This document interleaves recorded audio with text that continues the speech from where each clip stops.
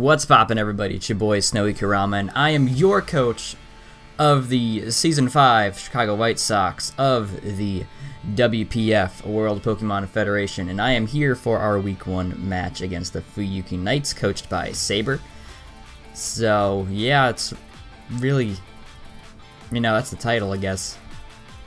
But their team is pretty big. Excuse my coffee mug moving and the possible fan noises in the background. It's hot as balls here in the heartland of the United States of America. But that's not what we're here to talk about. Please leave a like, even though this is a train wreck of an intro. Try my best out here. It's been a bit since I actually was in the recording area. But I guess we'll go over their team. The thing about the WPF, I keep wanting to say WBE, that's not what this is. But the thing about that is, comparing it to the PDL, is I haven't played with these people for like a good 4 years, like I have with the PDL, so it's a little bit more intimidating and scary, and you don't know what's going to happen, so yeah, building was a nightmare. We have Megalopony, Grimmsnarl, Porygon 2, Rotom-Mow, Palossand, Electrode, Excadrill, Volcanion, Corsola, Gallarform, of course, Noivern, and Sandslash Alola. Or Alola and Sandslash, however you want to fucking say it, that's its name. So, there are a lot of common weaknesses on this team. We have lots of ground weaknesses, but we also have Noivern and Rotom who don't give a goddamn about it. So, there's lots of well-rounding on this team. Rotom would be cool for Lopunny if it didn't have a Scrappy. So there's that. And, well, we have big ol' Melmetal, so there isn't too much to, they're going to have to really try and make sure that thing doesn't destroy them. They have Volcanion, which can burn us with Extreme Eruption or some fire move. Excadrill could come in and mess it up with the ground move. And of course they have Rotom and Palossand, which I think can do the same thing. Oh, and of course Corsola could burn it. And they have hazard removal here and there and here. And they have rocks here, here, and here. So there's just a lot going on this team. Oh, there's some screens here too. Prankster screens, mind you. So that's something to look out for. But as I said, this match, actually I don't even think I said that, but this match has already been done. I'm doing post-com, of course. So this is the team that was crafted for this week. I had a nice little team of people helping me out here. Shoutouts to them. Wouldn't be possible without them, of course.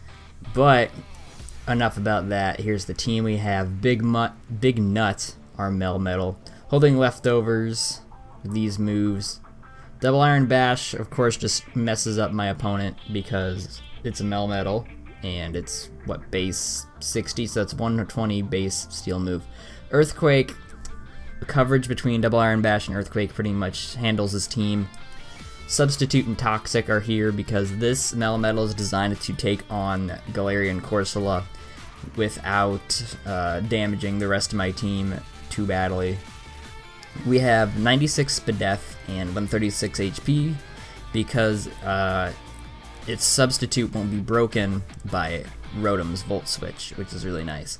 24 speed is there to outspeed a speed-crept Corsola, which is just really nice. And we just so happen to have the rest in attack with Adamant so that we can do as much damage as possible with our 2 attacking moves. Up next is Eggy's the BLISSEY. We have a wish passing team, so we can pass wishes off to Melmetal or Keldeo or whoever needs a wish. We have Toxic here so that we can get rid of some bigger threats that need to get some chip damage off on them. And Seismic Toss, of course, because that is the primary damaging move that a BLISSEY would run. We have your usual max defense, max HP with some Spadef, because that's just how you need to run a BLISSEY with that pitiful 10 defense stat. But It's not bad at all, definitely. I mean, BLISSEY is annoying for a reason. Up next, we have Senbon Zakura or Roselia. This thing is here to set up the T-Spikes and to heal the team of burns with aromatherapy.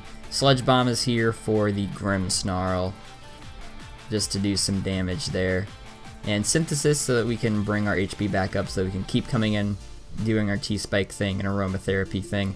This thing's just basic max here with 8 and Spadef as well. Nothing too fancy about it, but it's got a really important role.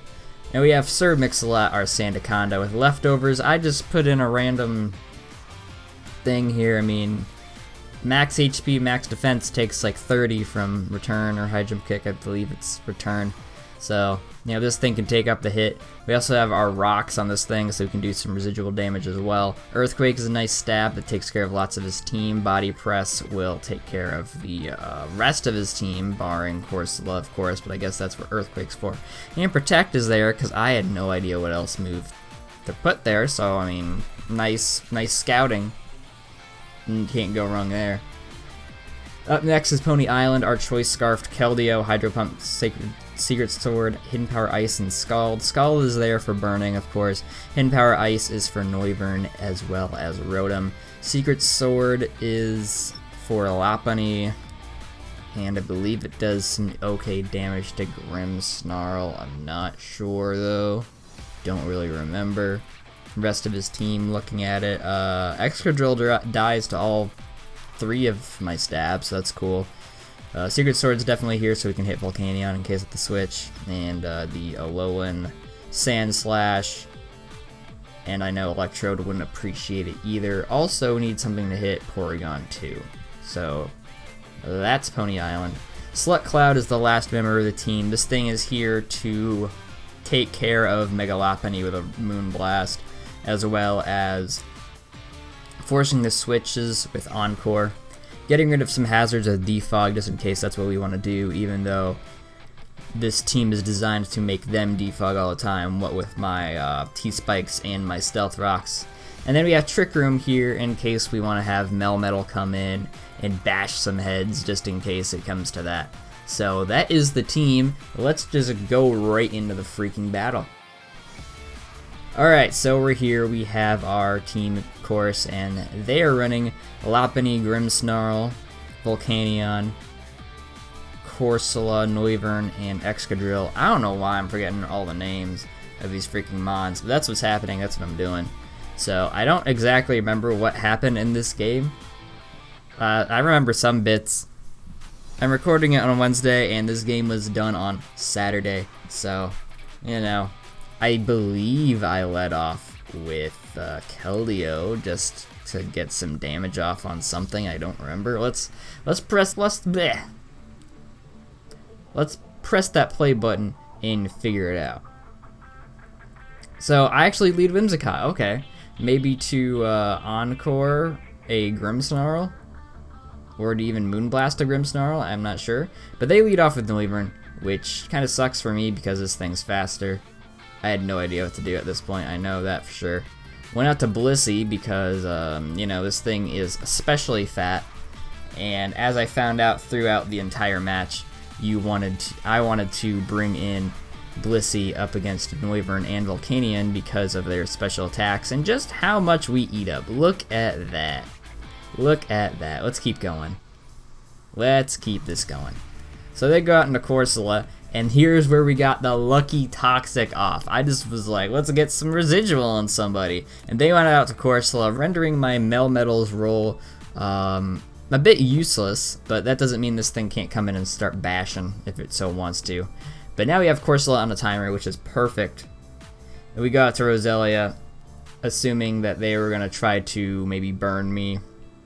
Or something. No, they couldn't have burned me because I was already burned. I don't know what they were going to do, but I thought this would be a nice time to set up some T-Spikes.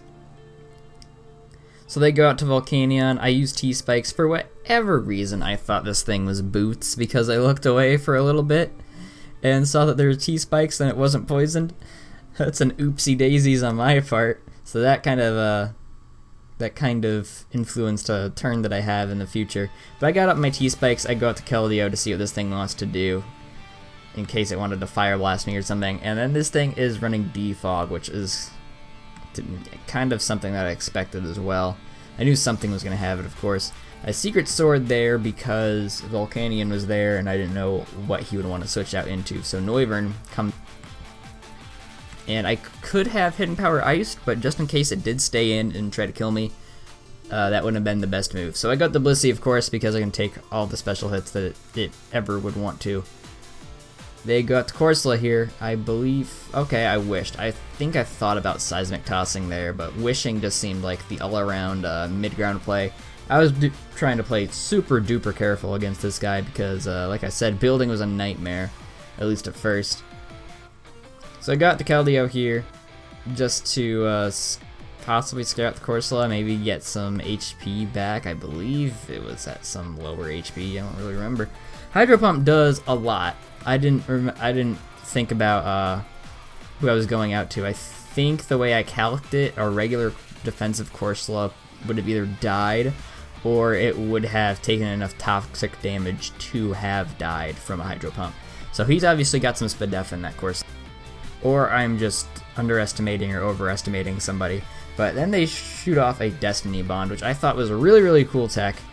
But unfortunately, it didn't work out for them because, you know, they're still alive after that after the toxic damage. So I go to Roselia, thinking that this would be a perfect time to set up another T-Spike, which I believe it is. Setting up T-Spike on Corsola is pretty free.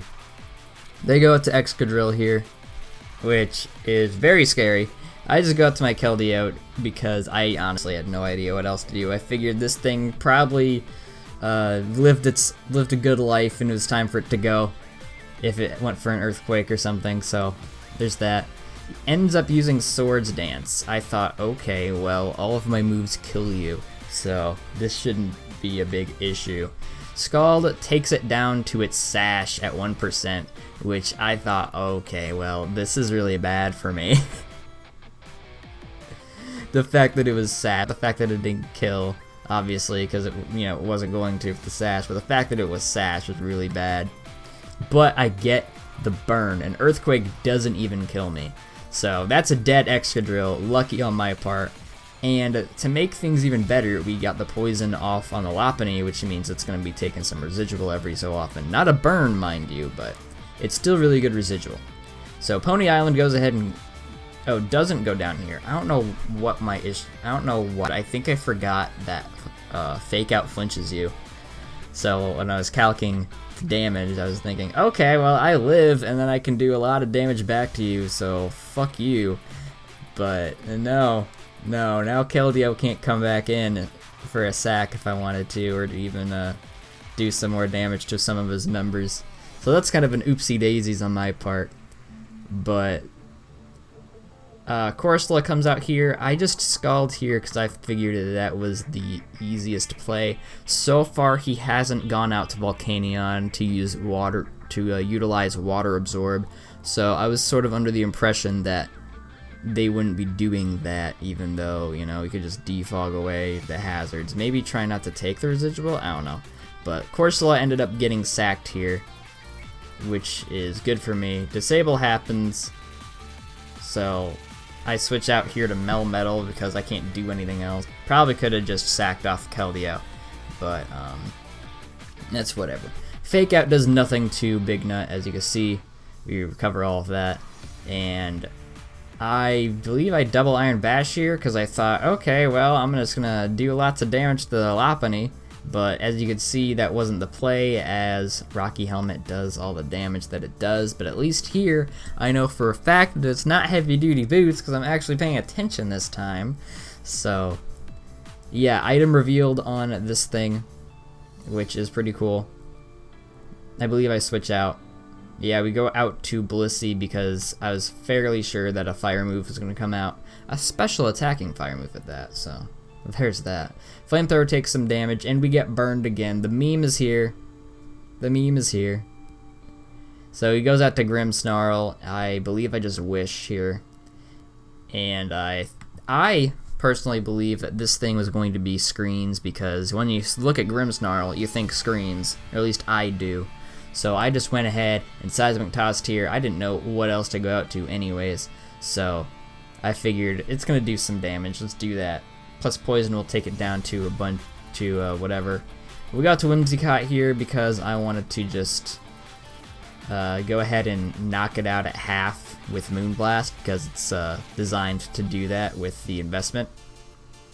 Spirit Break does quite a bit of damage, but that's okay. Slut Cloud doesn't really care about her HP at all. Not really. So they go to Volcanion here. My Moonblast does not too much, but every bit of chip on this thing is definitely appreciated as Volcanion is scary. But BLISSEY comes out and takes the damage, you know, soaking up all them hits. BLISSEY is just the MVP of this game, I swear. Taking all my hits, dealing all bunch of damage. Seismic Toss is here because I believe that would have... Oh, that would have definitely killed Volcanion. Never mind. And then does some nice chip damage to Lopunny as well. I protect here because I figured that they'd high jump kick, or to even test if they had high jump kick, although this is DLC Legacy, so that means you can use Pokemon home moves and anything else that we were just revealed to have seen. So this thing had the option to run close combat and U-turn, and what do? They high jump kick here. I was amazed. I was thinking, why aren't they running CC? But I mean, they could have forgotten. That's for sure. Maybe they wanted the damage output. Maybe it Oko's Melmetal with high jump kick and not close combat. And maybe that was something that they found important. But it ended up working out in my favor. BLISSEY just protects, and that's the end of that lop. Go out to Sandaconda here because, you know, he hasn't done anything yet. I wanted to see what he would do. And this is when I saw that the damage that the Spirit Break did to this thing was, you know, I could have definitely went out into Sandaconda rather than Melmetal on the Lopunny and then Earthquaked there. Because if they brought in the Volcanion would be dead now. So, you know, you live and you learn. Sandaconda takes some damage. I think we Earthquake here. I want to say. Yep, Noivern comes in. No, we Stealth Rock. Good play by me. I figured that the Noivern might want to come in, and I thought that this would be the perfect opportunity to set up rocks, plus that'll whittle down the rest of his team, especially the Noivern, who is still fairly healthy at this point. We protect here because I didn't know what the hell he wanted to do. He U-turned. I think I was predicting a Draco Meteor now that I think about it, which would have definitely killed my Sandaconda. So I just wanted to see what he'd do with the protect. He uses a U-turn again. I figured he would. Grimmsnarl comes out. We body press that thing and it goes down, which is perfect by me. We go Noivern, and when I say perfect by me, I don't mean like, oh, good play, Snowy, blah, blah. I mean perfect as in that's just fine by me. Wanted to specify that. We protect again because, I don't know, that. And I believe we switch out to Whimsicott because we aren't affected by Draco Meteor. At this point, I had concluded that this thing was choiced in some fashion. I'm thinking specs because of how fast it is and just how slow my team is naturally. So at this point, they go out to Volcanion, sack that thing off so they can get a different move on their Noivern. I just wanted to Moonblast just to get some damage off for whatever reason. The Noivern comes in, I switch out into my tanky BLISSEY, and then I believe a Seismic Toss just does it. Yup. I found out, or I thought about it later after the match, like a couple seconds after the match, that would have been really cool is if I used Trick Room on my Whimsicott to make it faster than the Noivern and then hit it with a Moonblast, and then that would have been a good game. But at the end of the day, it still really was a great game. I made all the right plays with my T-Spikes. The rocks came in pretty late, but honestly I completely forgot that I had rocks and that I had Sandaconda. So it's whatever. Really, really great game to Saber. And this slots us up at the #1 team in D-Div, which, I mean, it's only week 1, so we're all still trying to get used to our drafts and whatever. But, I mean, this is the first 6-0 in the Chicago White Sox history, I'm pretty sure. So it's quite the accomplishment for me. I know I felt pretty nice after this game. But yeah, that is definitely the game. My team members put in lots of work. That Scald Burn was really great T-Spikes did their job, as well as BLISSEY coming in on every special attack that could have happened. And very, very happy with what happened in this game. But next week, which is technically right now, or technically halfway through that, is against the... I don't remember their team name. I'll put it up on the screen. But, I don't know. Expect some type of video on them, of course. Leave a like if you haven't already. Subscribe if you want to see some more WPF and SnowyKurama whateverness. We have... I think this is just it right now. But we have other content on the channel, of course, if you want to go back and watch some of that. And with all that being said and more, this has been your boy, SnowyKurama. See you in the next video. Goodbye.